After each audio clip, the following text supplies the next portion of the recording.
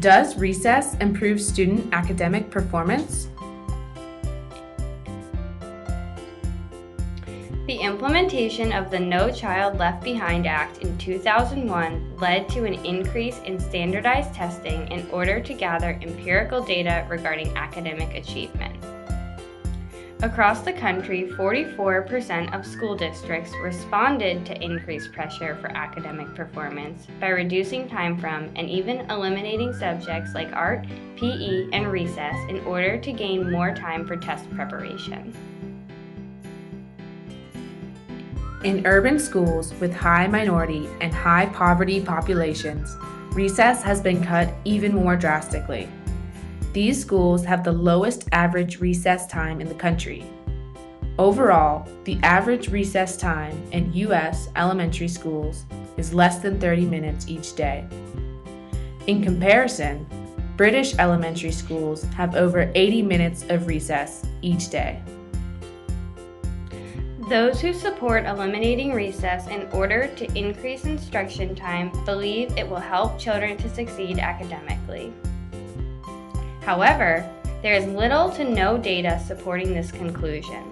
The research actually suggests that recess is beneficial to students academically, socially, and physically.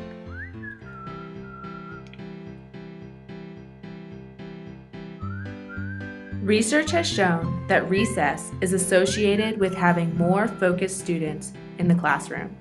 For young children, focusing for long periods of time in school can be difficult. Recess serves as a break for these long tasks and allows students to better focus in order to perform in the classroom. One study examined whether the break for recess caused attention or inattention. They looked at 2 fourth grade classrooms and how their on-task behavior, excess movement, and inattention differed between days when recess was provided and recess was not provided. Increased attention was significant and decreased fidgeting was also significant on days when recess was provided. Recess is necessary for students to take a break from concentrated academic work and to mentally decompress. During the recess break, children can cognitively process what they have learned in the classroom. Furthermore, recess is important because it allows for unstructured play that facilitates social interactions. This provides children with a chance to develop understanding through experiences that are interactive and hands-on. Unstructured play is developmentally appropriate and necessary for children, and it is important for children to engage in this type of play early on. When researchers implemented a model of education that focused on incorporating make-believe play for preschool children, they found that children were more academically prepared for school. This type of play, often found during recess, was beneficial to learning. Additionally, research shows that students who are more physically active and fit actually do better academically. One study found that the association between physical activity and academic performance was generalizable across all ages and was not accounted for by SES, ethnicity, or race.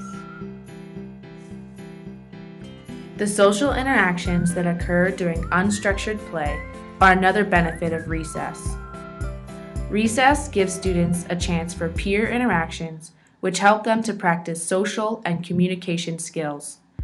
Children learn cooperation, negotiation, sharing, perseverance, and self-control. These interactions during recess, especially when supervised by adults, can lead to an improvement in the overall climate of the school. Recess also has positive physical effects on children. Today, children are less likely to engage in physical activity at home. A lack of physical activity is a factor that contributes to obesity and diabetes. This is a health concern that schools can help to address through recess. Recess gives students an opportunity to complete some of their recommended 60 minutes of physical activity per day. It also allows for practice of motor skills, acts as a balance to the sedentary time children experience at home, and lowers the risk for obesity. Some people argue that physical education is a sufficient break for academics. However, research has shown that recess offers children a chance for unstructured play that is different from what occurs in gym class. Giving children the opportunity for free play is essential for their development. Contrary to popular belief among school districts and policymakers, the elimination of recess in order to add academic time to the school day would actually harm students' academic performance rather than enhance it. The research has shown that recess improves the academic, social, and physical outcomes of the child.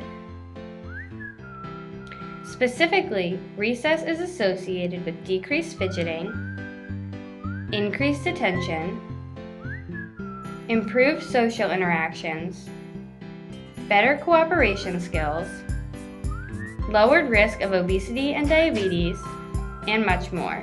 There is little research showing positive outcomes from eliminating recess time. School districts and policymakers should not make decisions about recess based on conjecture or due to the pressure to perform academically on standardized testing.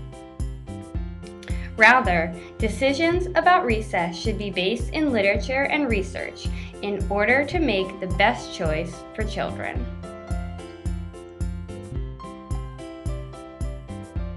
Implications of this research are policymakers and school districts should look to the suggestions of the CDC, a National Association for Sport and Physical Education, when making decisions. These institutions incorporate research when making recommendations. They both believe that elementary school students should have recess each day for at least 30 minutes. After our research, we recommend that all elementary schools have recess each day in addition to physical education, and ensure that recess time facilitates unstructured but supervised play. We also believe that recess length should be more standardized across school districts, as recess times can vary from school to school and even teacher to teacher. Future research regarding this topic should explore what length of recess time is optimal for learning, particularly at different ages.